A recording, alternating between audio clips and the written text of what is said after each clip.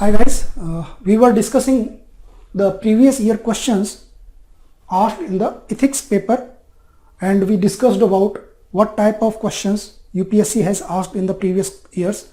और इसमें हमने देखा था mainly जो questions थे they were based on the either on the terminology, your understanding about the terminology, based on quotations, जो different thinkers हैं, philosophers हैं, उनके quotations दिए गए थे, उनका explanation पूछा गया है एग्जाम में. And there are applied questions जहाँ पे कि ethics, morality and values, standards, laws, conscience, इन सारी चीज़ों को लेके एक अप्लाइड एस्पेक्ट पूछा गया है कि एक पर्टिकुलर सिचुएशन दी जाती है या पर्टिकुलर एक सर्कमस्टांसेस में किस तरह से ये चीज़ें जो ह्यूमन इथिक्स है या ऑर्गेनाइजेशनल इथिक्स है वहाँ पे किस तरह से अपना इम्पोर्टेंट रोल प्ले करती हैं, राइट. एंड जो सिचुएशंस होती हैं जैसे डिलेमास होते हैं और अदर सर्कमस्टांसेस होते हैं जहाँ पे कि डिसाइड करना मुश्किल होता है कि which course of action to be taken, तो वहाँ पे इथिकल वैल्यूज अपना रोल प्ले करती हैं and one has to decide according to the one's own values and the ethics of the organization and the morality of individual, right. So let's start discussing about the questions. एक एक करके हम सारे questions discuss करेंगे. तो first question is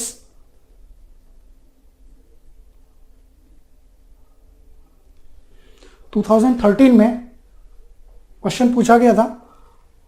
I will read this question. What do you understand by values and ethics? In what way it is important to be ethical along being professionally competent. तो यहां पे questions जो पूछ रहा है, simply मैंने आपको बताया था कि जो टर्मिनोलॉजी है, जो इंपॉर्टेंट वर्ड्स हैं, वैल्यूज एंड इथिक्स, इसके बारे में क्वेश्चन पूछ रहा है कि आपकी अंडरस्टैंडिंग वैल्यू को लेके क्या है, आपके लिए वैल्यू क्या मायने रखती हैं, वो क्या हैं. ऐसे इथिक्स से आप क्या समझते हो, आपके अंडरस्टैंडिंग के हिसाब से इथिक्स क्या है. तो यहाँ पे देखिए आपकी भी जो अंडरस्टैंडिंग है वो कैसे बनती है, डिफरेंट स्कॉलर्स को पढ़ के, डिफरेंट बुक्स को पढ़ के, थिंकर्स को पढ़ के.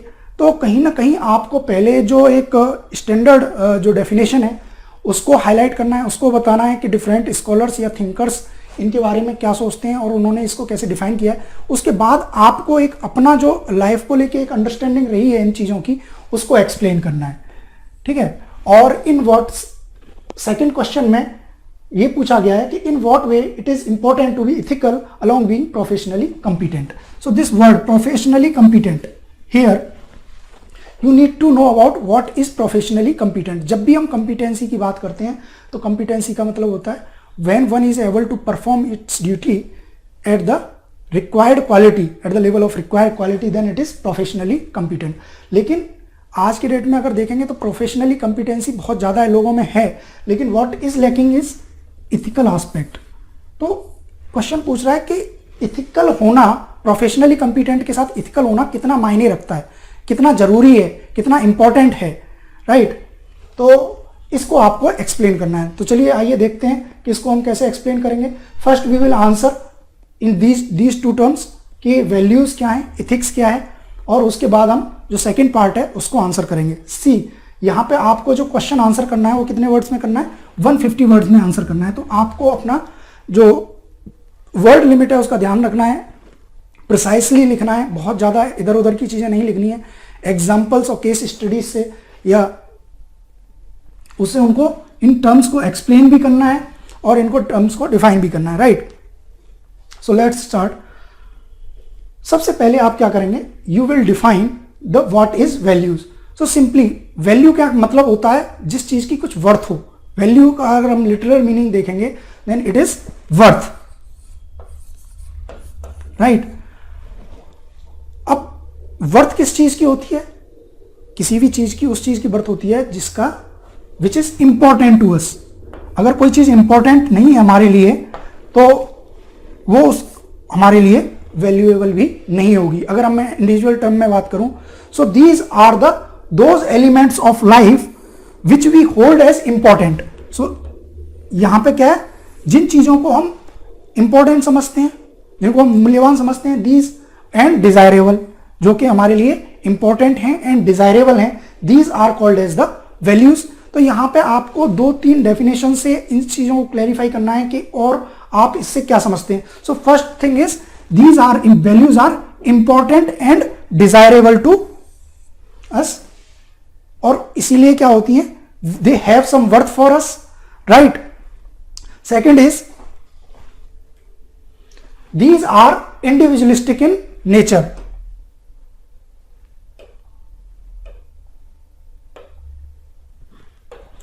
These are individualistic in nature.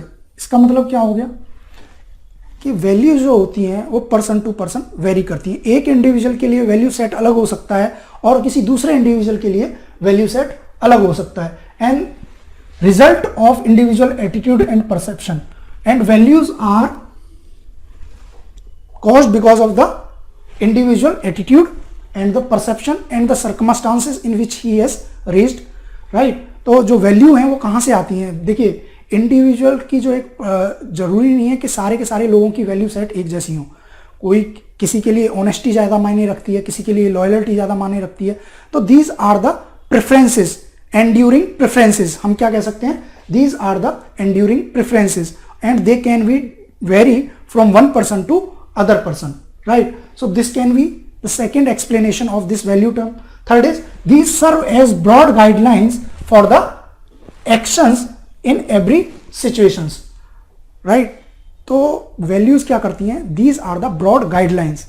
Guideline कैसे होती हैं, अगर हम कोई भी चॉइस लेते हैं या कोई भी अपना डिसीजन लेते हैं फॉर अ पर्टिकुलर एक्शन, तो उसमें क्या होता है, हमारा जो वैल्यू सेट होता है वो उसको गाइड करता है कि हमें वहां पे क्या करना है क्या नहीं करना है, right. So they serve as a broad guideline. यहां पे आप एग्जांपल दे सकते हो कि देखिए सिंपल सा है कि अगर आप जैसे आप अगर स्टूडेंट हैं और स्टूडेंट के लिए जो वैल्यू सेट है वो जनरली क्या होता है कि you should be studious, you should be punctual, you should be self discipline, ये हो सकती हैं. लेकिन वहीं पे स्टूडेंट्स में भी कई तरह के स्टूडेंट्स होते हैं. किसी के लिए घूमना ज़्यादा इंपॉर्टेंट होता है तो वो घूमने निकल जाता है, तो उसके लिए क्या है, pleasure is more important. Physics सब किसी के लिए क्या होता है, मेंटल प्लेजर ज़्यादा इंपॉर्टेंट होता है, तो वो सम क्रिएटिव एक्टिविटीज में इन्वॉल्व हो सकते हैं, राइट. So these values can differ from one person to another person, और वही जो वैल्यू सेट होता है वो डिटरमाइन करता है कि आप एक पर्टिकुलर सिचुएशन में क्या कोर्स ऑफ एक्शन अडॉप्ट करोगे. So they serve as a broad guideline for actions in every situation. अब एक मैं एग्जांपल देता हूं आपको कि सपोज कीजिए 2 पर्सन है, एक पर्सन की वैल्यूज क्या है, for one person compassion, empathy, care, ये उसके वैल्यू सेट है. अनदर पर्सन है, वहीं पे उसके वैल्यू सेट क्या है, money, punctuality and professional competency कह सकते हैं, इंटीग्रिटी कह सकते हैं हम, ठीक है. तो अब सपोज कीजिए दे वर गोइंग, वो अपने ऑफिस जा रहे थे, they were going to their office and both sees कि वहां पर रोड पे एक एक्सीडेंट हुआ है, ठीक है. अब क्योंकि दोनों का ही जो ऑफिस का टाइम है वो लगभग सेम है और उसमें ज़्यादा समय नहीं है, उनको टाइमली पहुंचना है और एक इंपॉर्टेंट मीटिंग भी है, राइट, जो कि उनको अटेंड करनी है. अगर जो पर्सन 1 है, this is person 1 and this is person 2, तो यहां पे अगर आप देखेंगे जो पर्सन 1 है उसकी कोर वैल्यूज क्या है, बोलना चाहिए कि ये इनकी प्रेफरेंशियल वैल्यूज हैं जिसमें कि केयर आती है, एम्पैथी आती है, कंपैशन आता है. तो अगर वहां पे एक्सीडेंट हुआ है और कोई घायल है और यह बोलना चाहिए कि वो इंजर्ड है, तो उसकी वैल्यूज उसको क्या कहेंगी कि आप you should go to the hospital और उस बंदे को लेके हॉस्पिटल जाओ और उसका इलाज कराओ. सो यहां पे वो क्या कोर्स ऑफ एक्शन अडॉप्ट करेगा, he adopt going to the hospital and getting the person treated, right. तो जो कोर्स ऑफ एक्शन उसने अडॉप्ट किया है it is defined by its core values. वहीं पे जो सेकंड पर्सन है उसकी वैल्यू क्या है, मनी है, प्रोफेशनल इंटीग्रिटी है, पंक्चुअलिटी है. अगर वो इनको प्रायोरिटी देगा तो डेफिनेटली वो क्या करेगा, वो वहां से निकल जाएगा उस एक्सीडेंट को या लोग को ऐसी हालत में छोड़ के. तो यहां पे जो पर्सन 2 का कोर्स ऑफ एक्शन है it is defined by the set of values which he think as important. तो यहां से आपको समझ में आ गया कि serve as how values serve as a broader guideline for action in every situation. यहां पे एक सिचुएशन की दोनों के लिए सेम थी, लेकिन क्योंकि दोनों पर्संस का क्या है, वैल्यू सेट अलग अलग है, इसलिए दोनों का कोर्स ऑफ एक्शन क्या हो गया, अलग अलग हो गया, right. So we can say that these are the beliefs, these are the basic and fundamental beliefs that guide or motivate our attitude and actions, right। ये हम कह सकते हैं कि these are the fundamental beliefs, these are the fundamental or basic beliefs which guide or motivate our action and our attitudes। ठीक है, तो ये एकदम सिंपल है, आपको इसी चीज को थ्रू एग्जांपल्स आप समझा सकते हैं। आप एक केस स्टडी जैसे मैंने बताई 2 लाइन की 3 लाइन की केस स्टडी में आप इसको एक्सप्लेन कर सकते हैं कि वैल्यू क्या है और ये कैसे जो है हमारे कोर्स ऑफ एक्शन को डिफाइन करती है। और इसको फर्दर में अगर आपको एक्सप्लेन करूं तो these help us determine what is important to us, right. एक क्योंकि ये हमारे लिए इंपॉर्टेंट होती हैं, इसलिए ये हमारे कोर्स को भी डिटरमाइन करती हैं। हम उन कोर्स ऑफ एक्शन में से चूज करते हैं जो हमारे लिए इंपॉर्टेंट होता है, right. And these are the, so we can say these are the broader guideline for our action और conduct. So this serve as a guide for human behaviour और human conduct. Values are the yardsticks, these are the yardsticks which help in measuring the desirability and undesirability of any act, right। कि कोई particular act कितना desirable है या नहीं है, ये इसको भी डिफाइन करती हैं। अब जैसे कि अगर आप कुछ लीडरशिप का एग्जांपल लेंगे, या जैसे Mahatma Gandhi, for Mahatma Gandhi non violence and truthfulness was the major values, जो बहुत ही इंपॉर्टेंट थी उनके लिए। और वहीं पे इसीलिए उन्होंने जो भी एक्शंस लिए, जो भी उन्होंने अपने नेशनल मूवमेंट्स जो है चलाए, उन सब में they were guided by the these 2 values. वहीं पे अगर नेताजी की बात करें, नेताजी सुभाष चंद्र बोस की, ही थिंक कि अगर हमें अपने देश को आजाद कराना है then we have to adopt the path of means even path of fighting the British with the arms. तो उन्होंने आजाद हिंद फौज बनाई, जिसमें कि उन्होंने डायरेक्टली वहां पे बोल सकते हैं कि एक ऐसा पाथ था जहां पे हम डायरेक्टली स्ट्रगल कर रहे थे विद द आर्म्स, राइट। हालांकि दोनों अपनी अपनी जगह ठीक थे, as per their own values. उनके जो कोर्स ऑफ एक्शन से दे वर डिफाइंड बाय देयर और वैल्यूज, वही उनके कोर्स ऑफ एक्शन को डिफाइन कर रही थी। जैसे सुभाष, अगर इसके अलावा हम भगत सिंह का भी एग्जाम्पल ले सकते हैं, आजाद का भी एग्जाम्पल ले सकते हैं। So for them patriotism, freedom was more important than non violence. तो उन्होंने वो कोई सा भी मीन अडॉप्ट करना चाहते थे, means even if it is at the cost of violence, they want to achieve the freedom for the nation. क्योंकि वो देख रहे थे कि वहां पे एक्सप्लॉयटेशन हो रहा है and Britishers are also adopting the coercive strategies. तो यहां पे अगर आप देखेंगे तो क्लियरली समझ में आ रहा है कि फॉर महात्मा गांधी जो वैल्यू सेट था that was different, and because of that the course of action he taken was also different. Similarly for Netaji, Bhagat Singh and Azad, the course of action was different because of the value set he think as important, he thought as important, right। so यहाँ पे आपको इसके बाद क्या करना है, इन values की जैसे मैंने आपको यहाँ पे बताया कि कई सारी वैल्यूज हो सकती हैं, तो आप इसमें यहाँ पे एग्जांपल कोट कर सकते हैं। जैसे महात्मा गांधी की अगर हम वैल्यू की बात करेंगे, then it was truthfulness, non violence, self discipline, integrity, honesty. ये सारी की सारी क्या है, महात्मा गांधी की कोर वैल्यूज थी। वहीं पे अगर आप करंट में अगर आप एग्जाम्पल देना चाहते हैं तो डॉक्टर एपीजे अब्दुल कलाम का एग्जाम्पल दे सकते हैं, जिसमें कि empathy, love, humbleness, hard work, these are the values for that for doctor APJ Abdul Kalam. आप अपनी लाइफ से भी अपना एग्जाम्पल दे सकते हैं, आप अपनी अंडरस्टैंडिंग बता सकते हैं कि वैल्यूज क्या हैं। जैसे कि आप बोल सकते हैं values are the force that causes an individual behave in a particular manner, right. This is your understanding regarding the value. It set our priorities in life. So values क्या करती हैं, हमारी प्रायोरिटीज को सेट करती हैं। उसी तरह these are the reason behind the choices we make.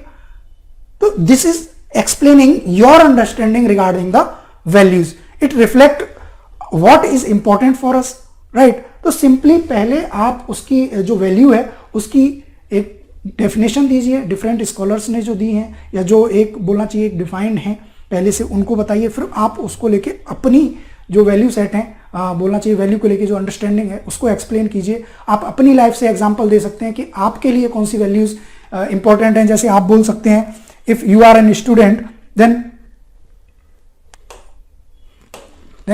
What, self discipline, punctuality, hard work, right? These can be the values which are more important to us as a student. ये values आपके लिए important हो सकती हैं। उसके बाद integrity है और प्रोफिशिएंसी है, इफेक्टिवनेस है, ये भी हो सकती है। और अगर हम एक एडमिनिस्ट्रेटर की बात करें तो उसके लिए क्या वैल्यूज इंपॉर्टेंट हो सकती हैं, जैसे अकाउंटेबिलिटी, रेस्पॉन्सिबिलिटी, ट्रांसपेरेंसी, इम्पार्शियलिटी। एक एडमिनिस्ट्रेटर के लिए ये वैल्यूज ज्यादा मायने रखती हैं। Effectiveness, efficiency, leadership. So these can be the value for an administrator. तो यहां से आप क्या कर सकते हैं कि इस तरह की वैल्यूज के एग्जाम्पल आप कोट कर सकते हैं। So overall if we talk about that these, तो यहां से हमें क्या पता चल रहा है कि जिसको हम इंपॉर्टेंट फील करते हैं, जिन बिलीव्स को, जिन प्रिंसिपल्स को, जिन आइडियल्स को हम क्या मानते हैं, इंपॉर्टेंट मानते हैं, these are those set of principles, ideals और बिलीव्स, और we can say these are the broader guidelines which also serve as broader guidelines for our course of action, right.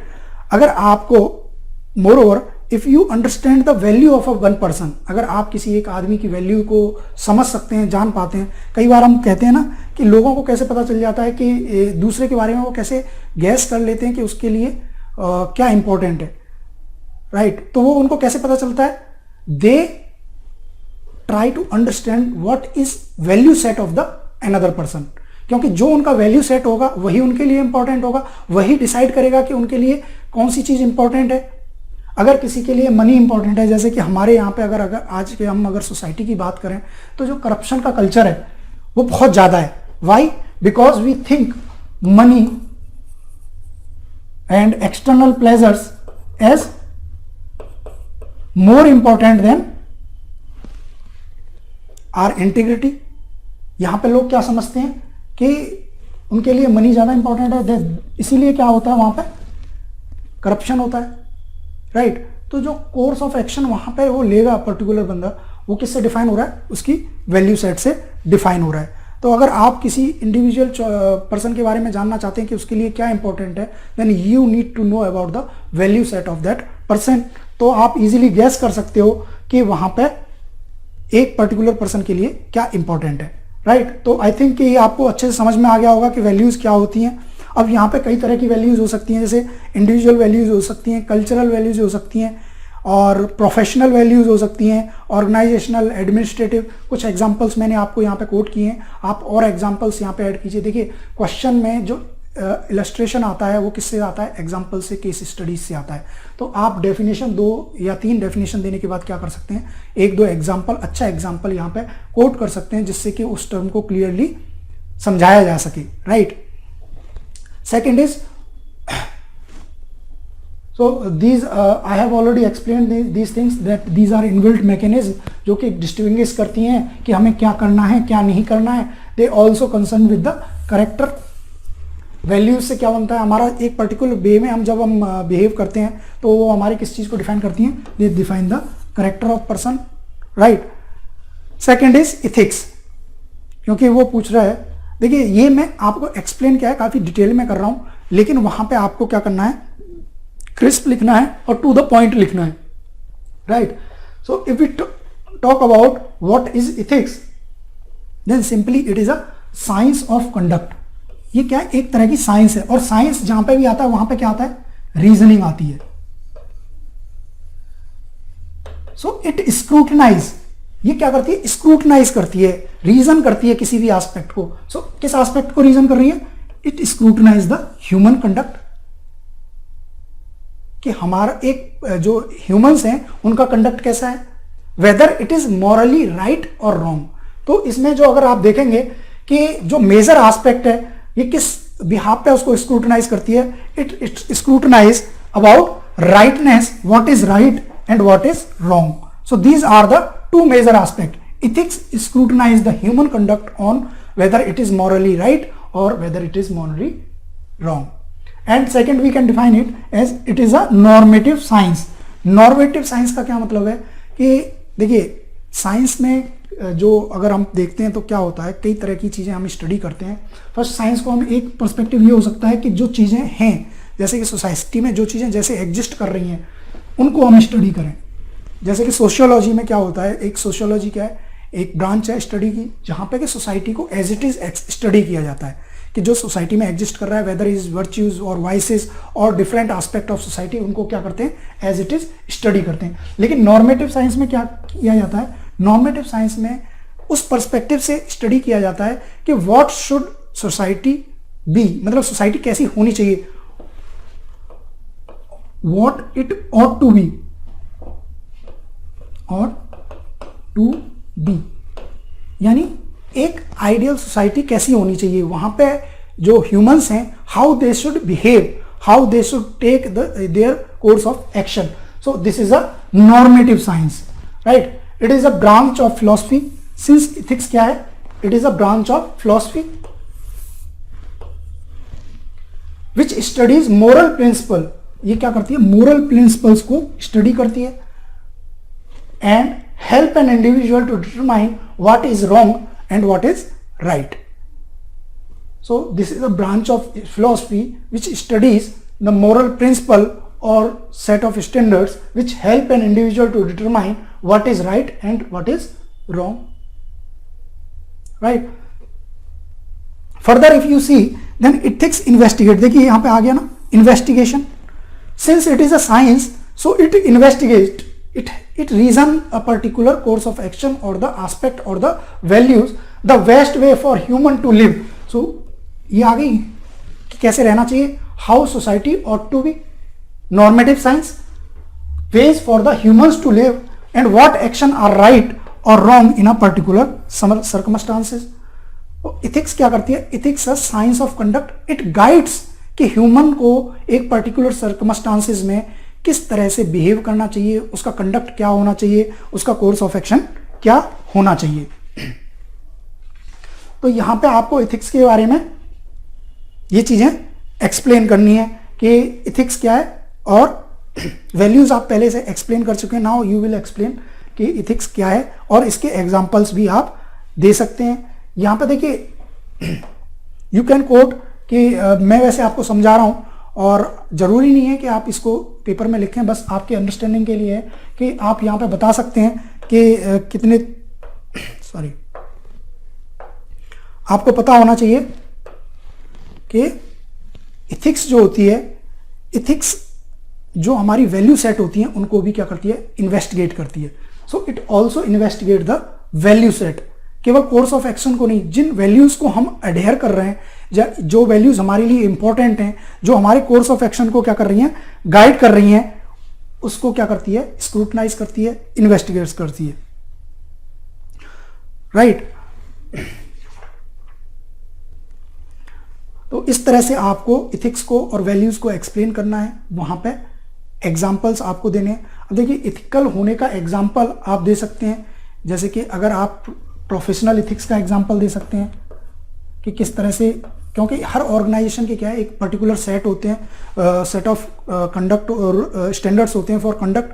तो उनको हम क्या कहेंगे, प्रोफेशनल कंडक्ट कहेंगे या प्रोफेशनल इथिक्स कहेंगे, राइट. तो इथिक्स को आप अलग अलग एरिया, एडमिनिस्ट्रेटिव इथिक्स में से आप एग्जांपल ले सकते हैं जिसको हम गवर्नेंस बोलते हैं, राइट. वहां पे कौन सी वैल्यूज इंपॉर्टेंट हैं and how they are important, right. So इस तरह से आप क्या कर सकते हैं, यहाँ पे एग्जाम्पल कोट कर सकते हैं, ठीक है.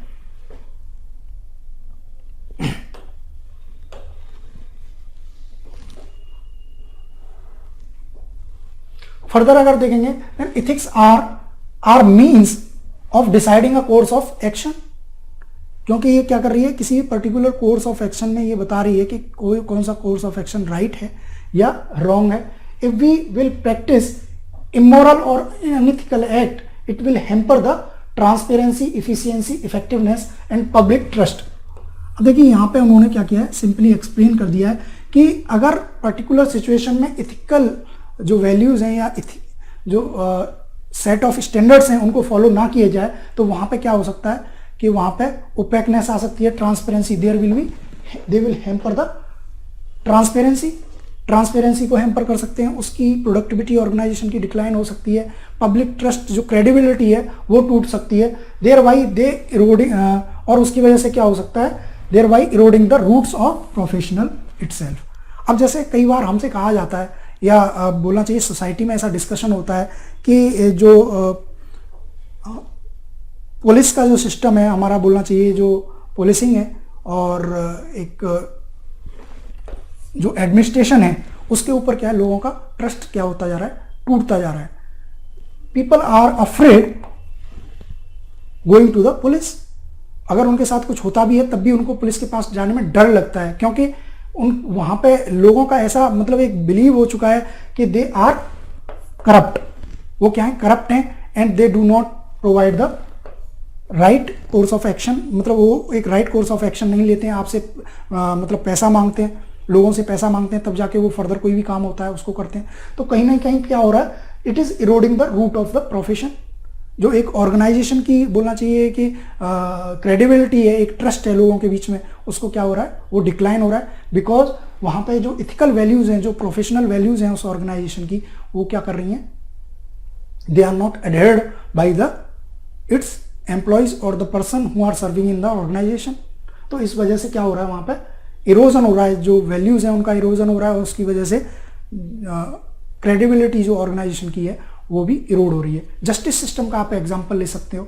जस्टिस सिस्टम में अगर केसेस 10-10 साल तक पेंडिंग पड़े रहते हैं और वहां पे डिसीजन नहीं आता है 10-10 साल तक, और उससे भी ज़्यादा टाइम कई बार लग जाता है।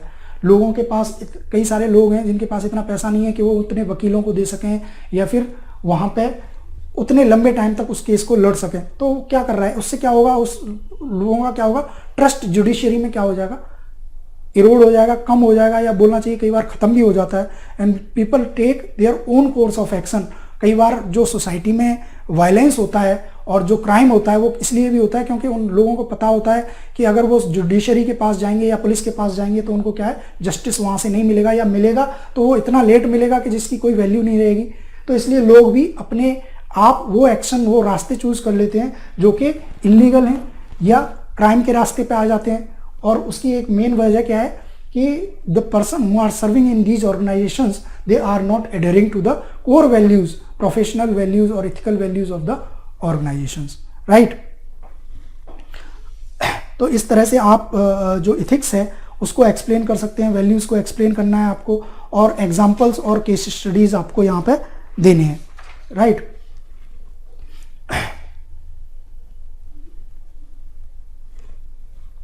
Further if we see the answer में अगर हम देखें, वैल्यूज कैसी हो सकती हैं, इंट्रिंसिक वैल्यूज हो सकती हैं, एक्सट्रिंसिक वैल्यूज हो सकती हैं। They are needed to guide individual and a society.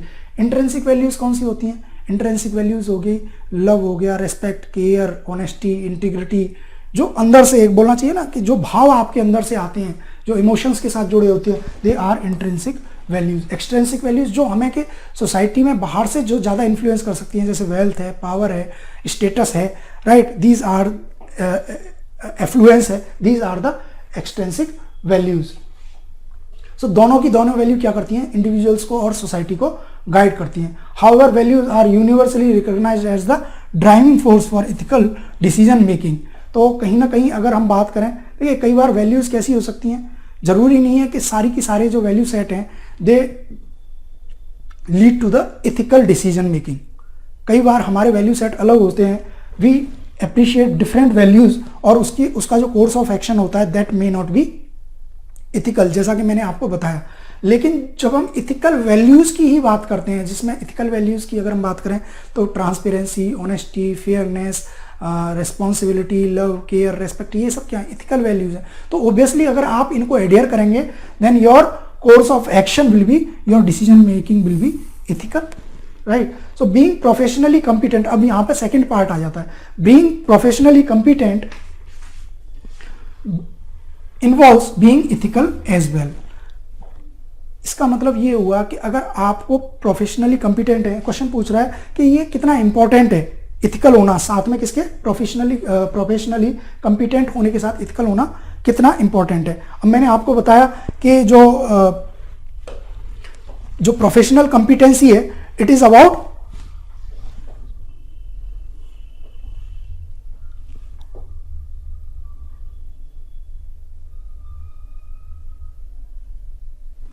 हाँ, प्रोफेशनल जो कंपिटेंसी है, it is the ability to perform. So this is about ability to perform one's duties of profession at a acceptable quality. जब मैं कहता हूं या कोई भी कहता है कि प्रोफेशनली कंपिटेंट है, वो बंदा प्रोफेशनली कंपिटेंट है। देखिए प्रोफेशनली कंपिटेंट में क्या क्या एस्पेक्ट आ जाएंगे, these all aspect related to the ability to perform the duty. तो उसमें क्या आएगा, आपका नॉलेज बेस आएगा,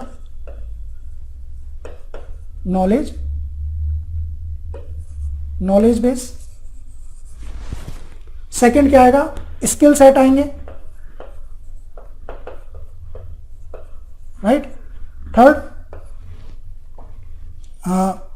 अवेयरनेस आएगी, टेक्नोलॉजिकल एस्पेक्ट आ जाएगा, राइट। तो ये सारी की सारी जो क्वालिटीज बोलना चाहिए या हमें वैल्यूज बोलना चाहिए कि ये सारी की सारी किस में आ जाएंगी, प्रोफेशनल कंपिटेंसी में आ जाएंगी। अगर आप प्रोफेशनली कंपिटेंट होना चाहते हैं अपने प्रोफेशन में, then you have to be a good knowledge base. आपको उस पर्टिकुलर प्रोफेशन के बारे में सारी जानकारी होनी चाहिए, आपके स्किल सेट अच्छे होने चाहिए, आपकी जो अवेयरनेस है रिगार्डिंग द प्रोफेशन वो अच्छी होनी चाहिए, टेक्नोलॉजिकल हैंड आपका अच्छा होना चाहिए, then we can say that a person is professionally competent. लेकिन ये जरूरी नहीं है कि जो बंदा प्रोफेशनली कंपिटेंट है वो इथिकल भी हो, लेकिन हमें ये बोला गया है कि उसका इथिकल होना क्यों इंपॉर्टेंट है। देखिए अगर जैसे कि आप एग्जांपल लीजिए, आज की डेट में अगर देखेंगे तो ऑर्गन ट्रेड, जो इलीगल ऑर्गन ट्रेडिंग जो चल रही है वो बहुत ज़्यादा चल रही है। तो उसको परफॉर्म कौन कर रहा है, mostly the doctors, the surgeons which are professionally competent. वो प्रोफेशनली कंपिटेंट है, यानी उनके पास नॉलेज है, उनके पास स्किल सेट है, टेक्नोलॉजी है, वो सारी की सारी चीज़ें उनके पास हैं। That's why they are performing the operation and taking out the organs. But because उनका क्या है, इथिकल जो बोलना चाहिए,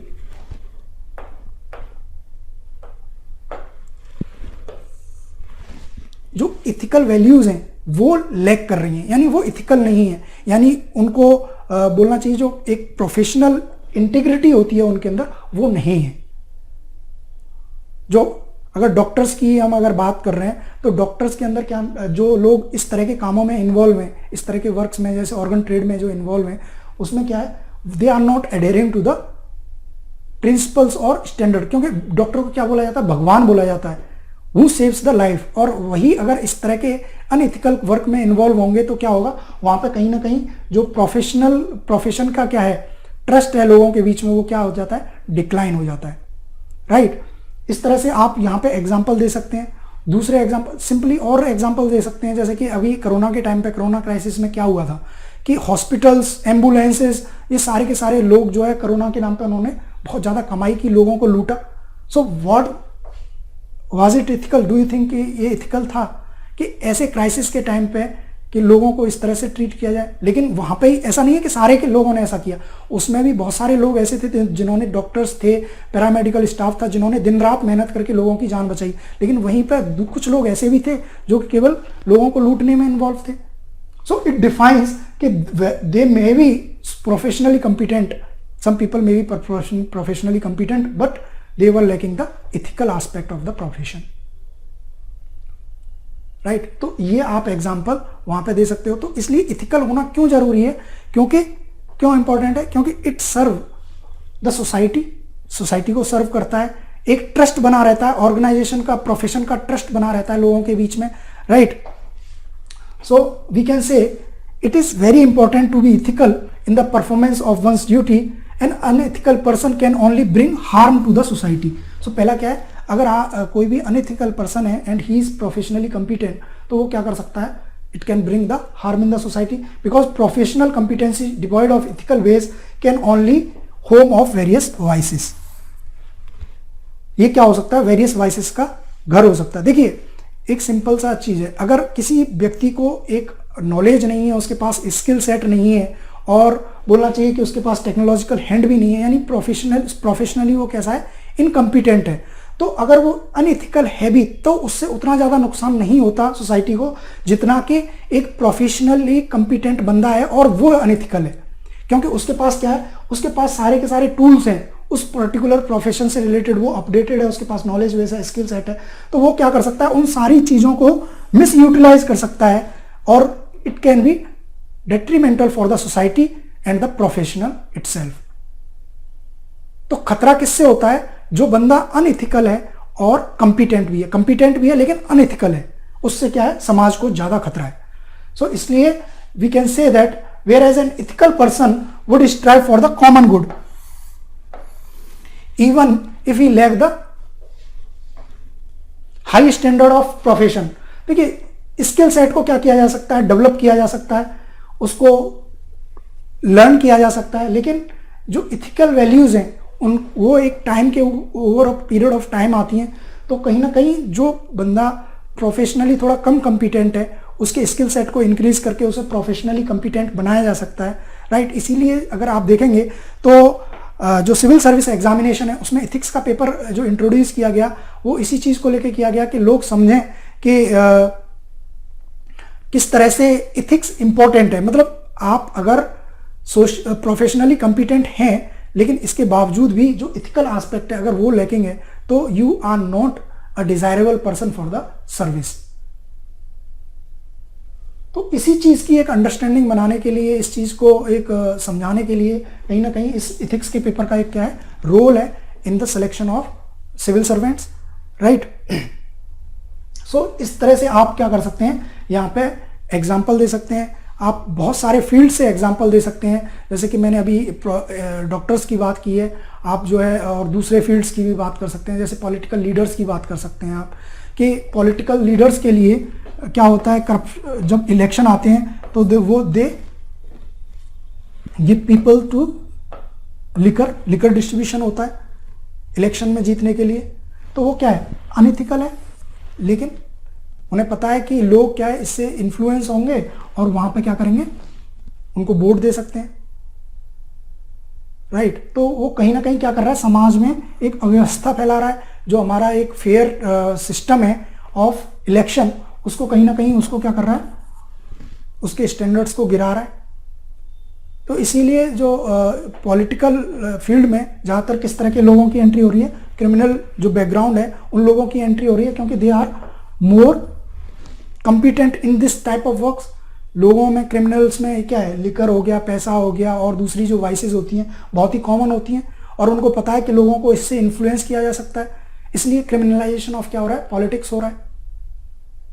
तो इस तरह आप और भी अपनी लाइफ से एग्जांपल दे सकते हैं कि इथिकल होने के, जैसे अगर आप पर्टिकुलर प्रोफेशन में हैं और इथिकल हैं तो उसके होने से वहाँ पे क्या फ़ायदे हो सकते हैं, या क्या किस तरह से वो लोगों को बेनिफिट कर रहा है, किस तरह से वो वहाँ पे इंपॉर्टेंट है, right.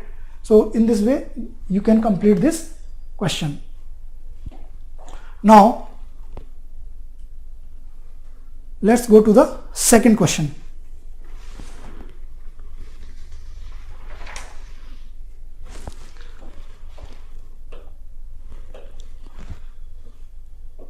Second question says, some people feel that values keep changing with time. Values keep changing with time and situation. While others strongly believe there are certain universal and eternal human values. Give your perception in this regard with due justification. तो ये भी 2013 में पूछा गया है। अब देखिए यहाँ पे अभी हम पिछले क्वेश्चंस में क्या है, वैल्यूज को ही डिस्कस कर रहे थे, तो यहाँ पे ये बात की जा रही है कि whether values changes with time और सिचुएशन। वैल्यूज टाइम के साथ चेंज होती हैं, सिचुएशन के साथ चेंज होती हैं या नहीं होती हैं, right. Whether they are immutable, या क्वेश्चन कह रहा है कि देयर आर सर्टेन वैल्यूज कैसी हैं, which are universal and eternal human values, यानी they are immutable, they do not change with the time. तो यहाँ पे जो स्टेटमेंट दिया है वो दोनों ही बातों को कह रहा है कि वैल्यूज ऐसी भी हैं जो कि टाइम के साथ चेंज होती हैं या सिचुएशन के साथ चेंज होती हैं, ऐसा कुछ लोग सोचते हैं। और कुछ लोग क्या सोचते हैं कि वैल्यूज कैसी हैं, यूनिवर्सल है एंड एटर्नल है एंड दे आर इम्यूटेबल।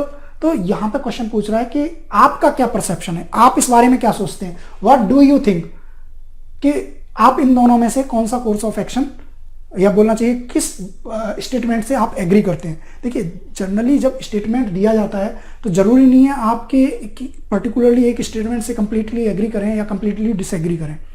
और जहां तक इस तरह के क्वेश्चंस होते हैं उसमें तो डेफिनेटली आप क्लियरली जानते हैं कि दोनों तरह की वैल्यूज जो है एग्जिस्ट करती हैं। कुछ वैल्यूज ऐसी होती हैं जो समय के साथ चेंज हो जाती हैं, टाइम के साथ चेंज होती हैं, सिचुएशन के साथ चेंज होती हैं, लेकिन कुछ वैल्यू ऐसी होती हैं जो यूनिवर्सल हैं। तो आप इस स्टेटमेंट को किस तरह से अप्रोच करोगे, आप जो है यहाँ बताओगे कि ऐसी कौन सी वैल्यूज हैं जो कि टाइम और सिचुएशन के हिसाब से बदलती रहती है या लोगों के साथ वेरी करती हैं। जैसे मैंने अभी बताया कि जो वैल्यू सेट होते हैं they vary from one person to another person. तो वो क्या होगा कि वैल्यूज कीप चेंजिंग, जो वैल्यू क्या हो रही है, चेंज कर रही है from one person to another person, और they also change over a period of time. तो यहाँ पे आपको इसी चीज को विद एग्जाम्पल्स इलेबरेट करना है। सेकंड में आपको दूसरे एग्जाम्पल्स में ये इलेबरेट करना है कि ऐसी कौन सी वैल्यूज हैं जो कि टाइम के साथ चेंज नहीं होती हैं। जैसे अगर हम इंट्रिंसिक कुछ ऐसी वैल्यूज हैं जैसे कि लव हो गया, केयर हो गया, ऑनेस्टी हो गई, इंटीग्रिटी हो गई, राइट, और एम्पैथी हो गई, कंपैशन हो गया, ये सारी की सारी वैल्यूज क्या हैं, these are universal and eternal human values. ये सारी की सारी कैसी हैं, एटर्नल ह्यूमन वैल्यूज हैं। यानी प्रीवियस टाइम में भी लोग इनको प्रैक्टिस कर रहे थे और आज की टाइम में भी कर रहे हैं और आने वाले टाइम में भी यही वैल्यूज क्या है, प्रैक्टिस होती रहेंगी। लेकिन अब यहाँ पे देखिए मैं आपको क्वेश्चन के आंसर के साथ इन चीजों को एक्सप्लेन करता जाता हूं कि वैल्यूज किस तरह से सिचुएशन और टाइम के साथ चेंज हो सकती हैं और पर्सन टू पर्सन वेरी कर सकती हैं। So we all have our own set of values. जैसा कि मैंने बताया आपको कि हर पर्सन की वैल्यू सेट क्या हो सकती हैं, अलग हो सकती हैं। However, we do not always know exactly what they are. They are the characteristics and concept that govern our course of action. तो यहाँ पे उन्होंने क्या किया, क्वेश्चन में जो उसका इंट्रोडक्शन है उसमें वैल्यूज को ब्रीफली डिफाइन कर दिया। And they help determine who we are, यानी हमारी जो आइडेंटिटी है, they determine our identity, our character.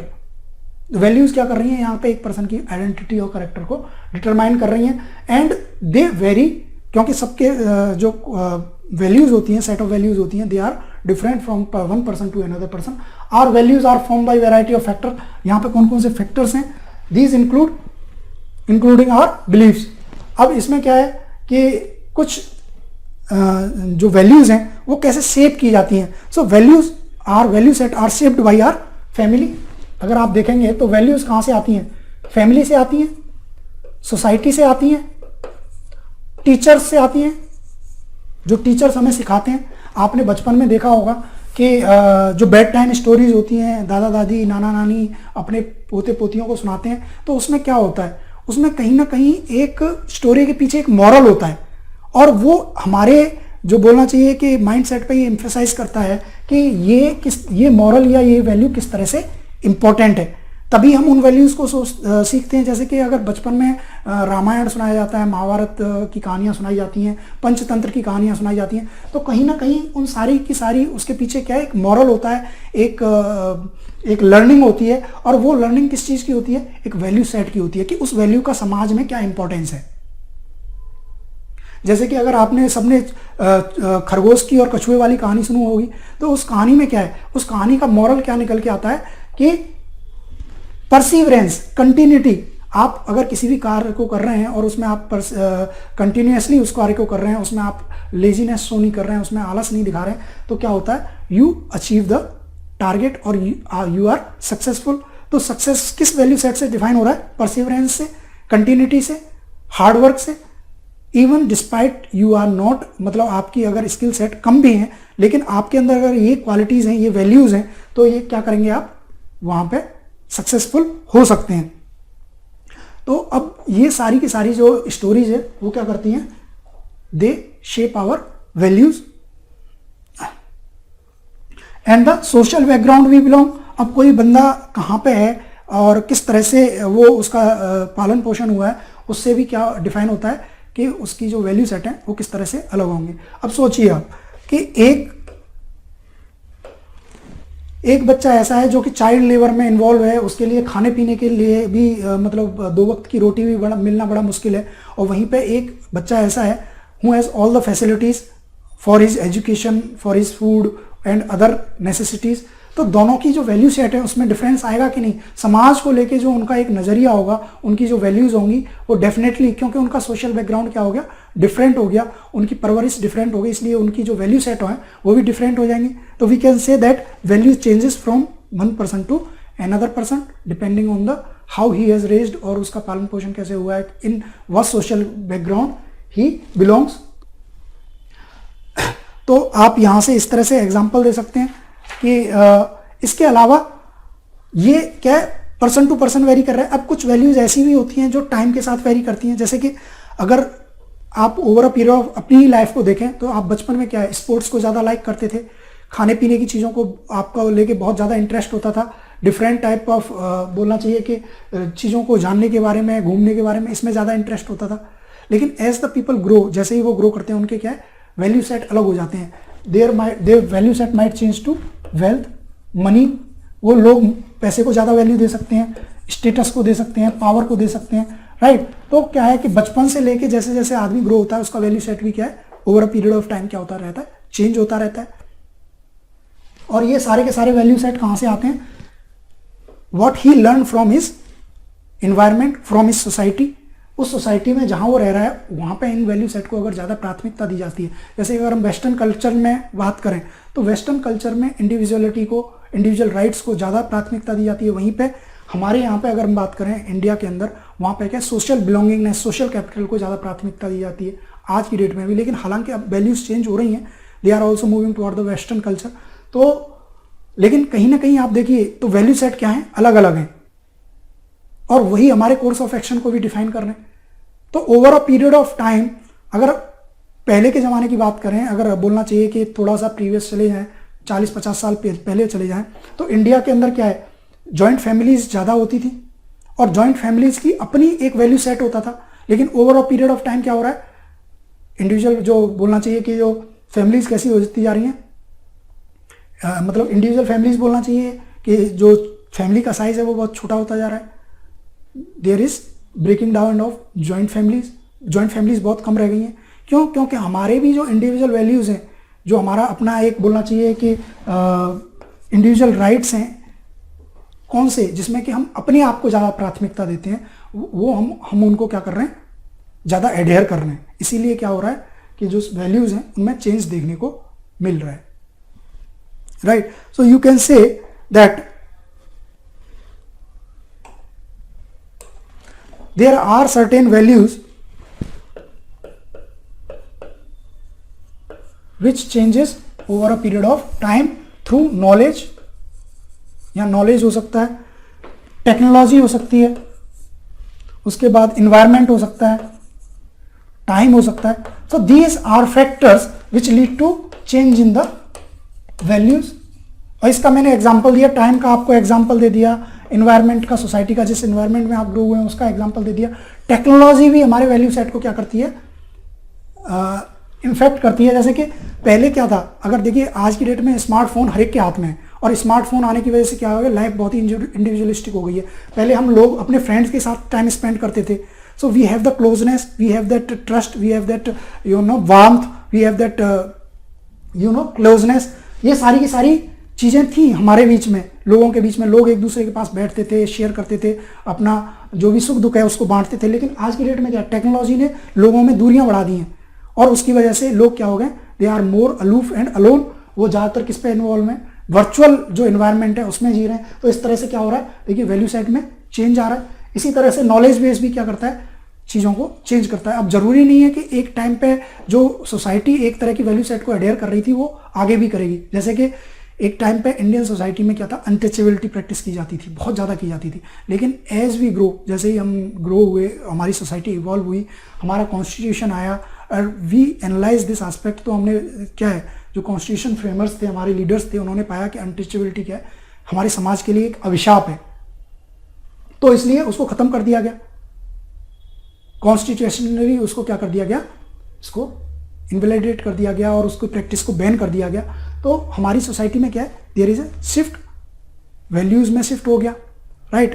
तो इस तरह से आप बोल सकते हैं कि कई सारी जो वैल्यूज हैं वो सोसाइटी की over a period of time, individuals की, सोसाइटी की over a period of time change होती रहती हैं, and they also vary from one person to another person. इसका एक बहुत अच्छा एग्जांपल आप इस तरीके से भी दे सकते हैं। सपोज कीजिए कि दो इंडिविजुअल्स हैं, they are working in the same company, और उनका क्या है कि बॉस भी सेम है। अब अगर ऑर्गेनाइजेशन के अंदर मान लीजिए कुछ एक बोलना चाहिए इलीगल कुछ प्रैक्टिस हो रही है, सपोज एक प्लांट है और वहाँ से उस कंपनी के प्लांट से क्या है जो वेस्ट है वो डायरेक्टली क्या है रिवर में डिस्चार्ज किया जा रहा है, जो उसका ट्रीटमेंट है वो नहीं किया जा रहा है। तो कहीं ना कहीं क्या है, ये एक अनएथिकल प्रैक्टिस है, इलीगल भी है, अनएथिकल भी है, क्योंकि वहाँ पे वो एनवायरनमेंट को जाके पॉल्यूट करेगा, जो रिवराइन लाइफ है उसको इम्पैक्ट करेगा, उसकी वजह से वहाँ पे बहुत ज़्यादा पॉल्यूशन लेवल बढ़ जाएगा, इवन जो उस वाटर को यूटिलिटी जो है उस वाटर की ख़त्म हो जाएगी। तो अगर दोनों लोगों को ये पता चलता है कि पर्सन वन को भी पता चलता है कि इस तरह की एक्टिविटी ऑर्गेनाइजेशन में हो रही है, लेकिन पर्सन वन के लिए क्या है, जो लॉयल्टी है, loyalty toward organization is more important, और वहीं पर्सन टू के लिए क्या है, बोलना चाहिए कि ऑनेस्टी इज मोर इंपॉर्टेंट। तो लॉयल्टी वाला पर्सन क्या करेगा, डू यू थिंक कि ये इसको लेके विसल ब्लो करेगा, जो उसकी जो अथॉरिटीज हैं जो इसको चेक करती हैं उनको बताएगा? वो नहीं बताएगा, क्योंकि उसके लिए क्या है, लॉयल्टी ज़्यादा इंपॉर्टेंट है, उसके लिए ऑर्गेनाइजेशन ज़्यादा इंपॉर्टेंट है। तो यहाँ पे उसकी वैल्यू अलग है, लेकिन वहीं जिसके लिए ऑनेस्टी ज़्यादा इंपॉर्टेंट है वो सोचेगा कि समाज में इसकी वजह से क्या है, बहुत नुकसान हो रहा है, और कहीं ना कहीं जो कंपनी है उसको अपनी एक जवाबदेही तय करनी चाहिए, इसलिए वो क्या करेगा, he will tell the authorities, जो सिविल अथॉरिटीज हैं वहाँ जाके उनको बताएगा, राइट। तो इनके कोर्स ऑफ एक्शन में डिफरेंस आ गया, why, because they have different set of values in the same circumstances, क्योंकि उनकी वैल्यू सेट अलग अलग हैं, इसलिए सेम सर्कमस्टांसेस होते हुए भी उनका कोर्स ऑफ एक्शन क्या हो गया, डिफरेंट हो गया। तो हम कह सकते हैं कि there are certain values which are not, बोलना चाहिए, they vary with the time and vary with the person and the society and the culture. However there are certain values, इसके अलावा कुछ क्या है, ऐसी वैल्यूज हैं विच आर इम्यूटेबल। आप ऐसी वैल्यूज का एग्जांपल तो बड़े आराम से कोट कर सकते हैं, जैसे कि ऑनेस्टी हो गया, इंटीग्रिटी हो गया, लव हो गया, केयर हो गई, कंपैशन हो गई। These are certain human values जो कि लोग बहुत टाइम से प्रैक्टिस कर रहे हैं, और सोसाइटी में इसकी वजह से क्या है, एक ऑर्डरलीनेस बनी हुई है, एक क्लोजनेस बनी हुई है, रेस्पेक्ट बना हुआ है एक दूसरे के प्रति। तो ये सारी की सारी वो वैल्यूज है, जैसे कि इसमें भी आपको बताया गया, जैसे केयरफुलनेस है, कंपैशन है, जेनरोसिटी है, ऑनेस्टी है। So these are some values which are timeless, they are immutable. तो ये सारी की सारी वैल्यूज क्या हैं, इम्यूटेबल है। जब बुद्धा ने भी नॉन वायलेंस को प्रीच किया था, राइट, और उसके बाद जो महात्मा गांधी हैं उन्होंने भी नॉन वायलेंस को प्रीच किया, उसके बाद उन्होंने उसका एप्लीकेशन भी सोसाइटी में करके बताया किस तरह से हम नॉन वायलेंस को प्रैक्टिस करके अपने गोल्स को अचीव कर सकते हैं। उसके बाद नेशनल मंडेला ने उसको वापस से अडॉप्ट किया। तो जो नॉन वायलेंस है, अहिंसा है, वो एक तरह की क्या है, वैल्यू है जो कि इम्यूटेबल है ओवर अ पीरियड, मतलब since 2050 BC to present day also people are practicing non-violence। अगर उनकी वैल्यू सेट में वो नॉन वायलेंस है तो वो क्या कर रहे हैं, उसको प्रैक्टिस कर रहे हैं। इस तरह से क्या कर सकते हैं, आप इन वैल्यूज को बता सकते हैं कि these values are, certain values are universal in nature. So values are universal but the motivation they bring us varies in intensity. That is not to say that value do not shift, values do not change in and of themselves, only the way they express themselves varies। तो आपको यहाँ पे दोनों, पहले आपको बताना है कि किस तरह से वैल्यूज वेरी करती हैं with time over a period of time and person to person and from one society to another society, then you have to give example of certain values जो कि हर सोसाइटी में लगभग सेम जैसी हैं. जैसे कि वेस्टर्न सोसाइटी में भी लोग पीस को, काइंडनेस को, हार्ड एफर्ट्स को, परसिवरेंस को उतनी ही वैल्यू देते हैं जितनी कि इंडियन सोसाइटी में दी जाती है, या फिर बोलना चाहिए ईस्ट एशियन सोसाइटी में दी जाती है. Right. So these are some of the values which are practised universally and they do not change over a time. So mostly ये कौन सी हैं? These are the intrinsic values. So lastly, values are necessary for our development. We construct ourselves in order to survive in the world and to establish a community. Because the values required to construct a decent society are constant or similar, values might be described as constant, similar and universal as each of us strive to construct a good society. तो जो good society की एक बोलना चाहिए एक foundation है, that is based on these values like honesty, love, care, hard work, perseverance. Right. तो अगर एक अच्छे समाज का निर्माण करना है तो वहां पे ये वैल्यूज का होना बहुत जरूरी है किसी भी सोसाइटी में. तो इसलिए we can say that there are certain values which are universal in nature. And lastly आप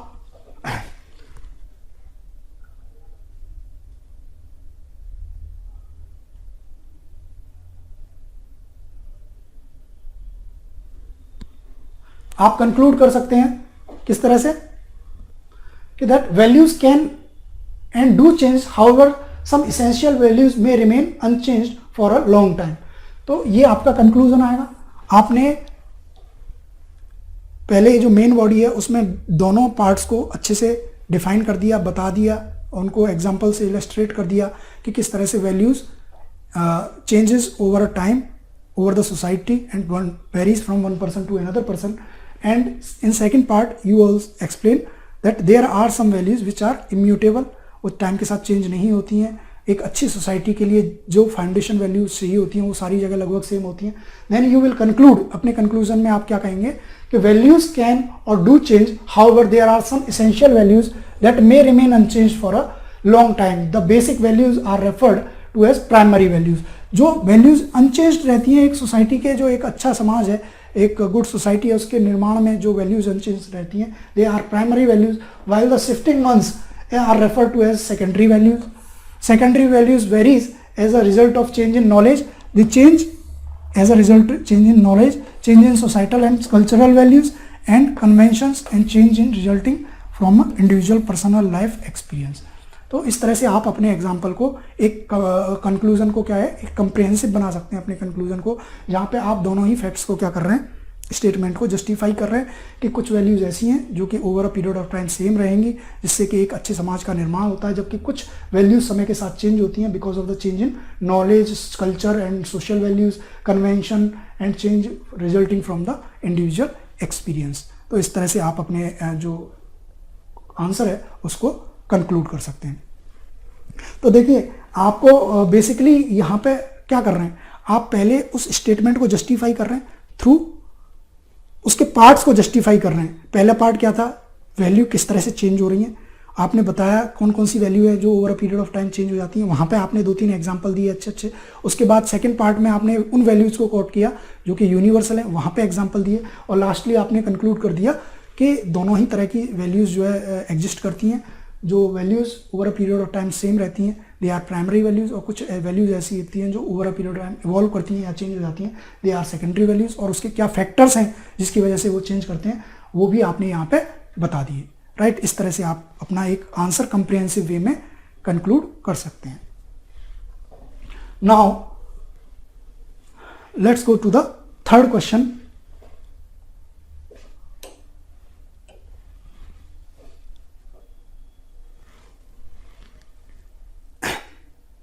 That all human beings aspire for happiness. Do you agree? What does happiness means to you? Explain with example. देखिए बहुत ही बोलना चाहिए question किस तरह के आपको idea हो रहा होगा कि किस तरह के क्वेश्चंस यूपीएससी पूछ रही है.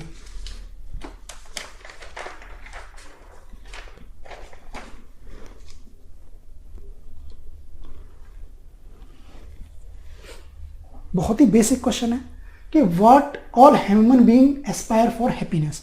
तो यहाँ पे जो मेजर टर्म है या बोलना चाहिए मेजर वैल्यू वो क्या है, हैप्पीनेस है। डू यू एग्री, आप इस स्टेटमेंट के साथ एग्री करते हैं? अब देखिए, since all human being aspire for happiness, कौन नहीं चाहता कि वो हैप्पी हो, तो definitely you will agree with. लेकिन केवल एग्री करना काफी नहीं है, आपको क्या करना पड़ेगा, इसको एक्सप्लेन करना पड़ेगा। What does happiness means to you.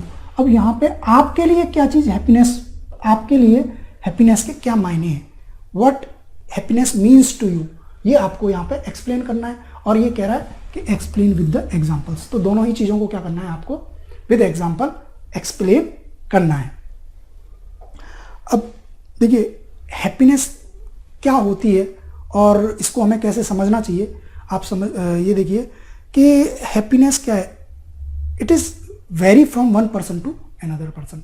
Happiness के एक पर्सन के लिए क्या हो सकते हैं, अलग मायने हो सकते हैं, दूसरे पर्सन के लिए अलग मायने हो सकते हैं, उसका जो बोलना चाहिए कि इंटेंसिवनेस है वो अलग अलग हो सकती है,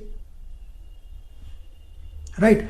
जैसे कि अगर आप इसको डिफाइन करने की कोशिश करेंगे, किसी के लिए क्या है, you can say that happiness is a state of Joy, इसको ऐसे भी डिफाइन किया जा सकता है। या हम कह सकते हैं it is the experience of Joy, containment and positive wellbeing, ये भी हो सकती है हैप्पीनेस। एंड कोई कह सकता है कि when I am living my life as per the values I adhere I feel happy, ये भी एक पर्सन के लिए हैप्पीनेस हो सकती है। किसी के लिए फिजिकल वेलबींग हैप्पीनेस हो सकती है, किसी के लिए मॉनेटरी वेलबींग, या बोलना चाहिए कि पैसा अगर उसके पास है then he will be happy. तो ये कहीं ना कहीं क्या कर रहा है, हैप्पीनेस वेरी कर रही है। लेकिन इसमें एक कॉमन थ्रेड अगर आप देखेंगे तो क्या है, दैट इज वेलबींग, वेलबींग है। और अगर हम इसको, और इसके क्या है, ये जो मैंने आपको डिफरेंट डेफिनेशंस बताई हैं, ये कहीं ना कहीं ये क्या है, एक बोलना चाहिए पार्शियल कंप्लीट है, पार्शियली कंप्लीट है, ये कंप्लीटली हैप्पीनेस को डिफाइन नहीं कर रही हैं, क्योंकि इसमें सारे के सारे एस्पेक्ट कवर नहीं हो रहे। जब मैं केवल फिजिकल वेलबींग की बात करता हूं तो वहीं कहीं ना कहीं उसका जो मेंटल एस्पेक्ट है वो रह जाता है, और जब मेंटल एस्पेक्ट की बात करते हैं तो कहीं ना कहीं दूसरा जो फिजिकल वेलबींग है या मॉनेटरी वेलबींग है वो छूट जाती है। तो कंप्रिहेंसिव जो वेलबींग है और बोलना चाहिए जो हैप्पीनेस है, दैट कम्स फ्रॉम जो ओवरऑल लाइफ का एक्सपीरियंस है एंड द वैल्यूज, जिन वैल्यूज को आप अप्रिशिएट करते हो, जो आपकी कोर वैल्यूज हैं और आप अपनी लाइफ उसके हिसाब से जी रहे हो, then you can say that a person is happy और यू आर हैप्पी, राइट।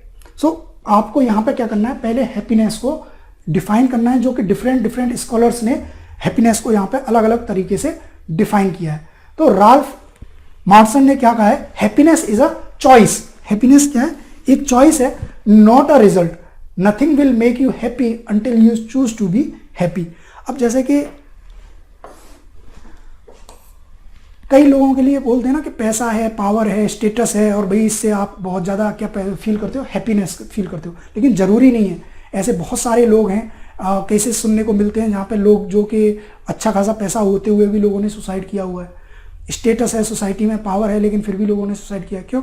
तो कहीं ना कहीं दे वर लैकिंग सम जॉय, जो इंटरनल जॉय है वो लैक कर रहे हैं। तो यहाँ पे जो डिफाइन किया जा रहा है वो यही डिफाइन किया है कि हैप्पीनेस क्या है, एक चॉइस है, and this choice is make by you.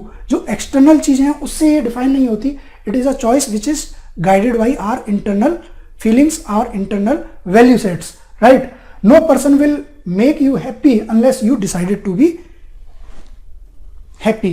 Your happiness will not come to you, it can only come from you. यानी happiness कहाँ से आती है? It do not come from outside, it comes from inside, right? Aristotle ने भी इसको define किया है किस तरह से, it enshrine happiness as a central purpose of human life and a goal in itself. तो जो ह्यूमन बीइंग का गोल है वो क्या है? हैप्पी होना, जॉयफुल होना, कंटेंट होना अपनी लाइफ के बारे में और अपनी गोल्स के बारे में। तो ये सब क्या है, various scholars has defined happiness in a different way, right. यहाँ पे आप happiness also find its crux in Vedas. जैसे वेदास में क्या बोला गया है कि सर्वे भवन्तु सुखिनः, सर्वे सन्तु निरामया, सर्वे भद्राणि पश्यन्तु माँ कश्चित् दुख भाग् भवेत्। तो ये जो मंत्र है, या बोलना चाहिए जो स्टेटमेंट आप बोल सकते हैं इसको, कि इसमें हैप्पीनेस कहाँ से आती है? व्हेन सारे के सारे लोग सुखी हों, सारे के सारे लोग फिजिकली, मेंटली, और बोलना चाहिए कि जो सोसाइटी में एक जो रिलेशनशिप है वो कैसा हो, एमिकेबल हो, तो वहां से क्या आती है? हैप्पीनेस आती है। So it is the crux of happiness. And J.M. Mills define happiness as a pleasure और फ्रीडम फ्रॉम पेन। अगर इन्होंने सिंपली इसको कैसे डिफाइन कर दिया कि it is a pleasure and freedom from pain. अगर आप पेन से फ्री हो and you are feeling pleasurable, तो वहां पे क्या है? It is happiness, right. तो यहां पे जो मैं अभी आपको बता रहा हूं, ये डिफरेंट डेफिनेशंस बता रहा हूं जो स्कॉलर्स ने, या डिफरेंट जो अंडरस्टैंडिंग है स्कॉलर्स की हैप्पीनेस को लेके उन्होंने दी है, राइट।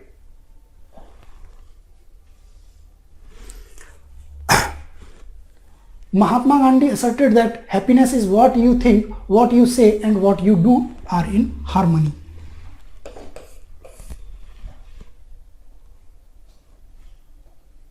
तो यानी महात्मा गांधी ने क्या है कि जहां मनसा वाचा कर्मणा, यानी मन, वचन और कर्म में जहां एक रूपता होती है, वहां पे क्या होती है? हार्मनी होती है। वहां पे क्या होती है?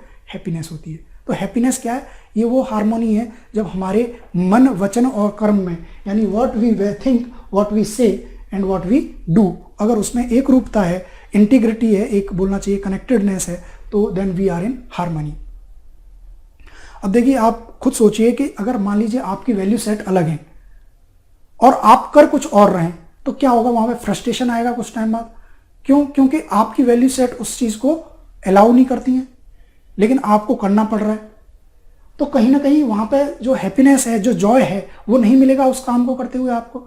इसीलिए जो कई लोगों ने कहा है कि love what you do and do what you love. तो जो आपकी जो इनर वैल्यूज हैं, जो आपकी थिंकिंग है किसी चीज को लेके, आपको वो करना चाहिए, राइट। क्योंकि वहां पे आपकी वैल्यूज जो है उसको एग्री कर रही हैं, right. For Dalai Lama, happiness is not something which is readymade, it comes from your actions. तो हैप्पीनेस कहां से आ रही है? It comes from the actions, the course of action we took, and these course are based on the choices. और choices किस पे based होती हैं? Our value set. तो कहीं ना कहीं यहां पे भी देखिए एक क्या है, जितने भी लीडर्स हैं अगर आप उनको देखोगे, तो अगर उनके क्रक्स निकालोगे उसके मीनिंग का, तो they have one crux that happiness comes from inside, and when there is a बोलना चाहिए इंटीग्रिटी और connectedness between our value set, our thinking, our saying, and what we practice, then there is happiness, right? So happiness is a state of positive or pleasant emotion ranging from contentment to intense joy. Human action and behavior are guided by pursuit of happiness. Happiness is a positive state of mind which has a direct correlation with the health, productivity and socialization. अब यहाँ पे देखिए उन्होंने क्या है कि आपके लिए हैप्पीनेस क्या है, what do you understand bye happiness. यहाँ पे वो चीज़ डिफाइन की गई है कि ये क्या एक पॉजिटिव सेंटीमेंट है, पॉजिटिव फीलिंग है, जो कि एक कंटेनमेंट से लेके क्या हो सकती है, इंटेंस जॉयस तक हो सकती है। और ये क्या है, एक परस्यूट ऑफ हैप्पीनेस। जो ह्यूमन बिहेवियर है वो क्या है, परस्यूट ऑफ हैप्पीनेस है, राइट। और happiness is a positive state of mind. तो ये एक ऐसा पॉजिटिव स्टेट ऑफ माइंड है जिसका एक डायरेक्ट रिलेशन किससे होता है, हमारी हेल्थ से, प्रोडक्टिविटी से, सोशलाइजेशन से होता है। अब देखिए आप मूवीज से भी एग्जांपल यहाँ पे कोट कर सकते हैं। जैसे परस्यूट ऑफ हैप्पीनेस मूवी है, उसमें क्या दिखाया गया है? उसमें दिखाया गया है कि कहीं ना कहीं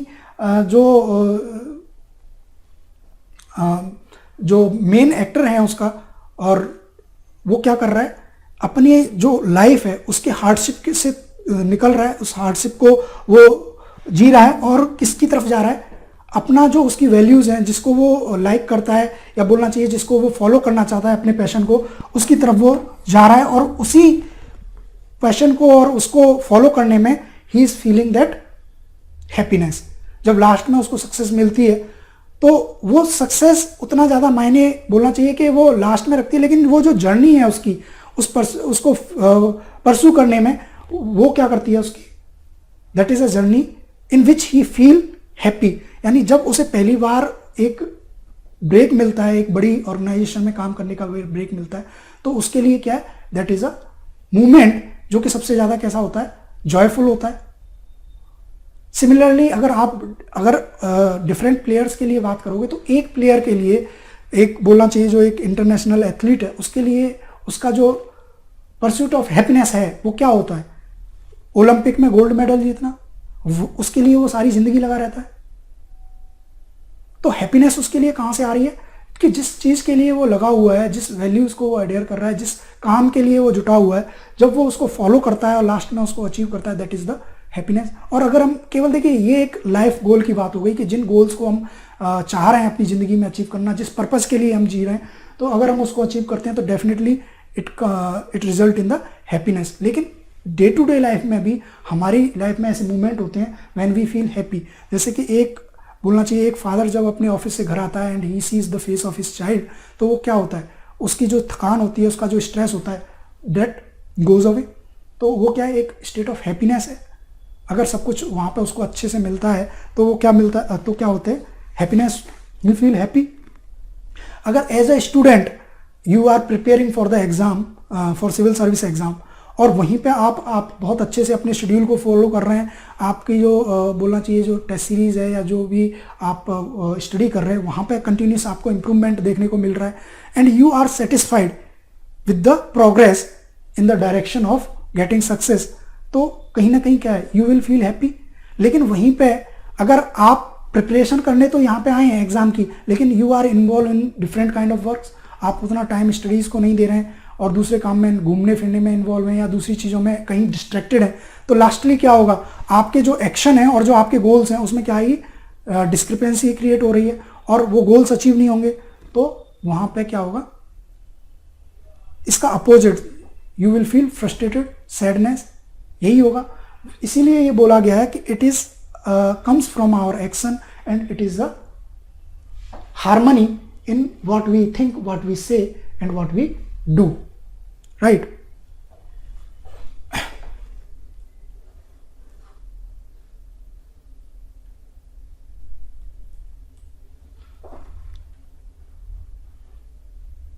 तो यहां पे कुछ एग्जांपल जो है बताए गए हैं इसके कि हैप्पीनेस जो होती है वो क्या होता है, कई बार सबके लिए अलग अलग हो सकती है। जैसे किसी के लिए मॉर्निंग न्यूज़पेपर पढ़ना हो, उसमें कुछ अच्छी खबर पड़ी है, पॉजिटिव न्यूज़ है, तो then he may feel happy.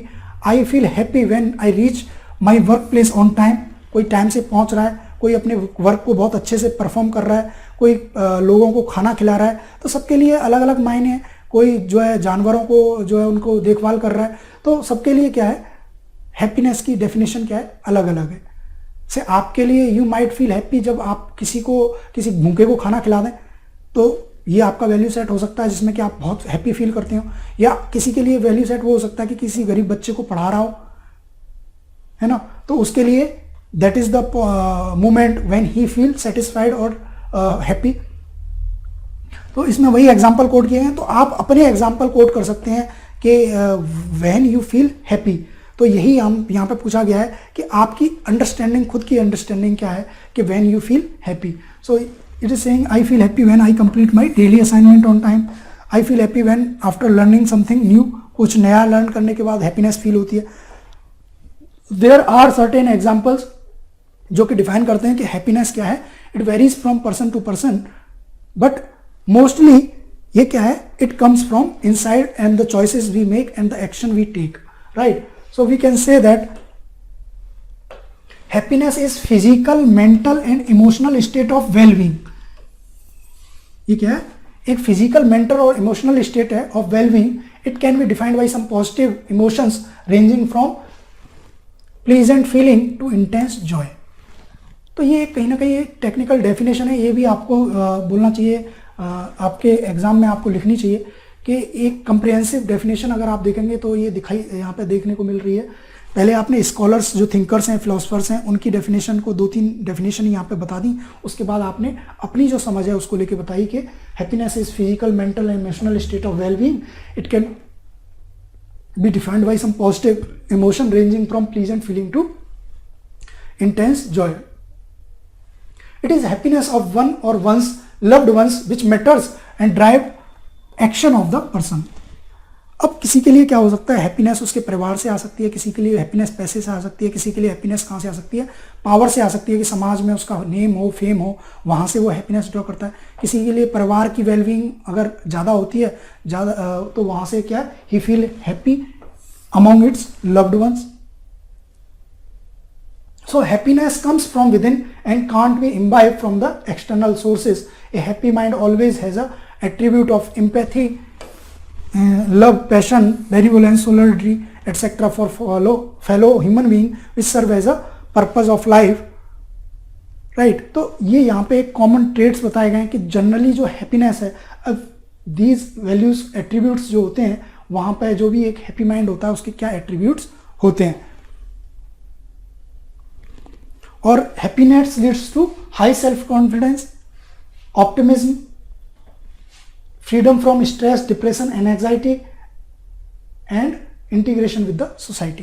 तो हैप्पीनेस क्या करती है, हमारी हेल्थ की वेलबींग में भी इंपॉर्टेंट होती है, हमें स्ट्रेस से क्या करती है, फ्री करती है, डिप्रेशन से लोगों को निकालती है। लाफ्टर थेरेपी का आपने नाम सुना होगा, now it is very much practice in the societies, जहाँ पे कि वर्क कल्चर प्रेशर क्या है, बहुत ज़्यादा है। तो इस तरह से हैप्पीनेस का मेंटल वेलबींग में, फिजिकल हेल्थ में बहुत बड़ा योगदान है, right. It is such fundamental importance to human condition that life, liberty and pursuit of happiness. देखिए ये बहुत ही एक बोलना चाहिए, एक बहुत ही अच्छी लाइन है। Life, liberty and pursuit of happiness were element to be unalienable right by the United State declaration of independence. US ने जब अपना डिक्लेरेशन ऑफ इंडिपेंडेंस पास किया था तो उसमें ये तीन चीज़ों को क्या बताया था, life, liberty and pursuit of happiness deem to be the unalienable right. ये तीनों के तीनों क्या है, ऐसे राइट्स हैं जो कि हर ह्यूमन बीइंग के पास होने ही चाहिए। उसमें क्या है, परस्यूट ऑफ हैप्पीनेस भी है, यानी वो अपनी ऐसी चीज़ों को परस्यू करे लाइफ में, अपनी वैल्यूज़ को परस्यू करे, या बोलना चाहिए कि ऐसे गोल्स को, अपने पर्पस को परस्यू करे जहाँ से ही फील हैप्पी, ही फील जॉयफुल, राइट। तो ये आप इस तरह से यहाँ पे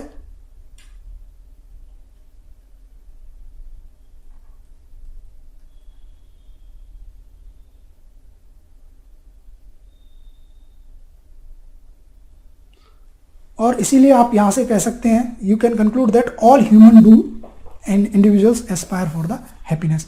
इस लाइन को कनेक्ट करके आप you can say that since these are the fundamental rights, ये कैसे हैं, एक फंडामेंटल राइट हैं जो कि हर इंडिविजुअल को, हर पर्सन को मिलने ही चाहिए, और इसीलिए ये क्या है कि every individual Aspire for the happiness.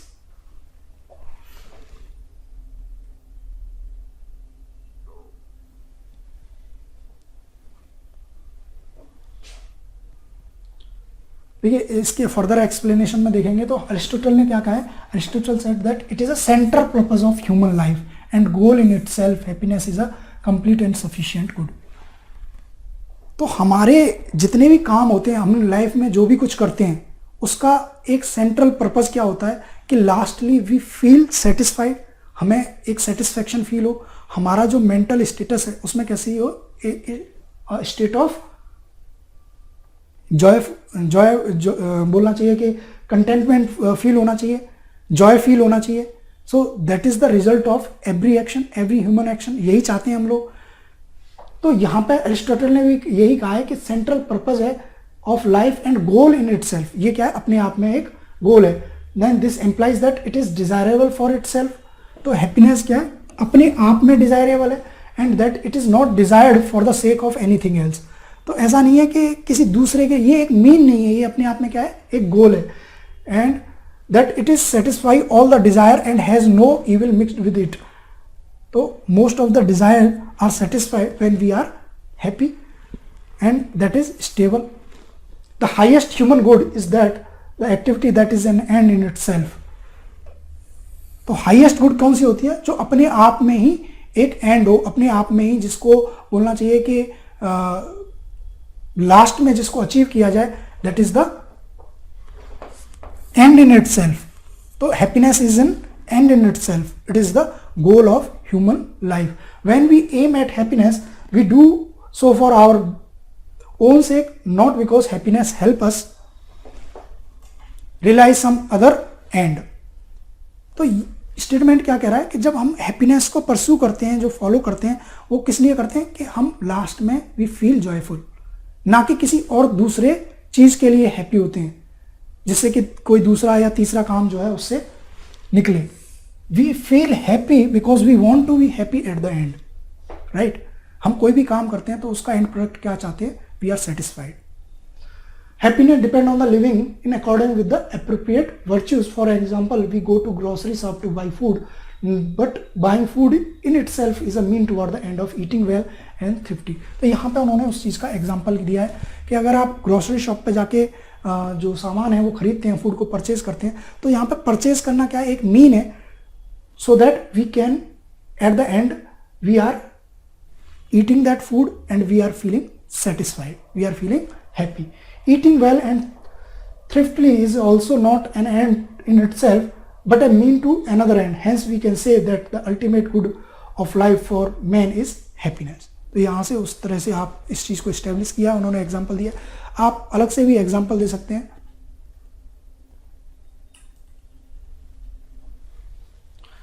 So, what will be the result of happiness? यहाँ पे उसको बताया गया कि happiness, happy citizens will propel nation toward prosperity, economic growth, sustainable development, inclusive growth, etc. जैसे भूटान का जो हैप्पीनेस इंडेक्स है, that is based on this concept. अब बहुत सारी रिसर्चेज हो रही हैं, बहुत सारी स्टडीज आ रही हैं जहाँ पे ये पाया जा रहा है कि जो मटेरियल जो एक्सटर्नल मटेरियल है, या एक्सटर्नल बोलना चाहिए, जो जॉय है, दैट इज लेस परमानेंट, और जो इंटरनल बोलना चाहिए जॉय होता है और हैप्पीनेस होती है, that comes from our inside. वो कहीं ना कहीं happiness is a choice that we make and it depends on our internal value sets. तो जरूरी नहीं है कि एक प्रॉस्पर सोसाइटी हैप्पी सोसाइटी भी हो सकता है कि वहाँ पे जो मटेरियल जो प्रॉस्पेरिटी है, मटेरियल प्रॉस्पेरिटी है, वो बहुत ज़्यादा हो. जैसे वेस्टर्न सोसाइटी है, वहाँ पे मटेरियल प्रॉस्पेरिटी बहुत ज़्यादा है ना. लेकिन कई सारे ऐसे कंट्रीज़ हैं जहाँ पे मटेरियल प्रॉस्पेरिटी ज़्यादा होने के बावजूद भी वहाँ पे क्या है, हैप्पीनेस उतनी ज़्यादा नहीं है. रीज़न बीइंग क्योंकि वहाँ पे वो सारी जो ह्यूमन वैल्यूज़ हैं उतनी ज़्यादा वहाँ पे वो लोग उससे कनेक्टेड फील नहीं कर पा रहे हैं. लाइफ बहुत ही इंडिविजुअलिस्टिक हो गई है, ये कह सकते हैं. तो भूटान की जो एक हैप्पीनेस इंडेक्स उसने डेवलप की है, जहाँ पे कि वो ह्यूमन सोसाइटी की ग्रोथ को, या बोलना चाहिए कि प्रॉस्पेरिटी को किस पे आंक रहे हैं कि वहाँ के लोग कितने खुश हैं, वहाँ पे लोग कितने हैप्पी हैं. So most of the western societies are also adopting the index, जहाँ पे वो हैप्पीनेस को, लोगों की हैप्पीनेस को क्या कर रही हैं, कैलकुलेट कर रहे हैं, जहाँ पे उनको अपने मेंटल वेलबींग के लिए, फिजिकल वेलबींग के लिए, इमोशनल वेलबींग के लिए टाइम मिल रहा है. अब देखिए वेस्टर्न सोसाइटी में क्या है, फिजिकल और बोलना चाहिए मटेरियल वेलबींग अच्छी खासी है, ठीक है, लेकिन कहीं ना कहीं एक इमोशनल वेलबींग क्या कर रही है, वहाँ पे लैक कर रही है, राइट. सो इसलिए they are also focusing on the fundamentals के किस तरीके से जो हैप्पीनेस है that can be achieved in the society. Contrary to its, जो अगर हैप्पीनेस एब्सेंट होती है तो वहाँ पे किस तरह का वो होता है, there is stress, anxiety, downward spirit in economic growth, increase in the vulnerability of big groups. तो वहाँ पे कहीं ना कहीं हेट्रेड, इंटॉलरेंस, पेन, इस तरह की चीज़ें क्या होती हैं, डेवलप होने लगती हैं, और सोसाइटी क्या है, डिक्लाइनिंग पाथ पे जाने लगती है, right. So true happiness lies in doing something in welfare of others, helping and protecting others and showing compassion.